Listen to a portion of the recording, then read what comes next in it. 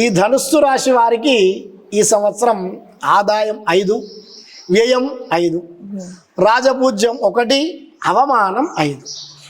ఈ సంవత్సరం వీరికి సప్తమ స్థానంలో అంటే 7వ ఇంట గురువు సంచారం చేస్తున్నాడు.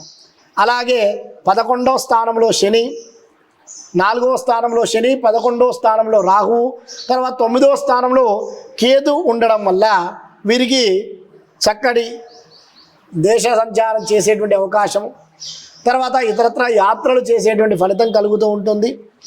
చేసినటువంటి వ్యాపారాల్లో కొన్ని లాభాలు కూడా కలిగేటువంటి అవకాశం ఉంటుంది. ఎంత లాభం వచ్చినా కూడా అక్కడి వరకు మాత్రం అంతంత వరకు మాత్రమే ఫలితం అనేటువంటి ఏర్పడుతూ ఉంటుంది. ఆరోగ్య విషయంలో ఎటువంటి సమస్యలు లేకున్నా చిన్న చిన్న కలతలు ఏర్పడుతూ ఉంటాయి, కొన్ని దరిద్ర బాధలు ఏర్పడుతూ ఉంటాయి. దాని వల్ల మన వ్యాకులత అనేటువంటిది కలుగుతూ ఉంటుంది.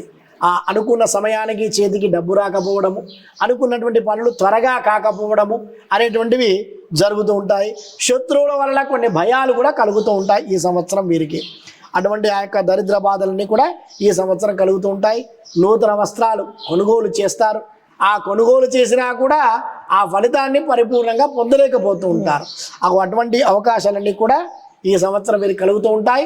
అంతేకాకుండా కొన్ని సందర్భాల్లో ద్వితీయార్థంలో శ్రావణ మాసం తర్వాత వీరు చేసేటువంటి కొన్ని పనులు అనుకూలంగా కలిగి జయాన్ని పొందేటువంటి అవకాశం కూడా కలుగుతూ ఉంటుందమ్మా ఈ సంవత్సరం వీరికి. గురుగారు, ఈ రాశివారు ఆటంకాలు తొలగిపోవాలంటే ఏ మంత్రాన్ని పఠిస్తే మంచి జరుగుతుందంటారు? ఈ సంవత్సరం ధనుస్సు రాశి వారికి కష్టాలు బాధలన్నీ కూడా తొలగాలంటే సుందరాకాండ పారాయణం, ఆదిత్య హృదయ పారాయణాన్ని చక్కగా చేసుకోవాలి. ఆదివారం రోజునాడు చక్కగా సూర్య భగవానుడికి అర్ఘ్యపాద్యాలిచ్చి దోసిట్లో నీరు తీసుకొని ఆ యొక్క సూర్యుడికి చూపించుకుంటూ అర్ఘ్యాన్ని 3 సార్లు కానీ 5 సార్లు కానీ 11 సార్లు కానీ ఆ యొక్క అర్ఘ్యాన్ని చేసినట్లయితే ఆ యొక్క సూర్య ప్రభావం వల్ల ఆ రవి అనుకూలంగా ఉండి వీరికి ఈ సంవత్సరం మంచి ఫలితాలు కూడా కలిగేటువంటి అవకాశం ఉంటుంది.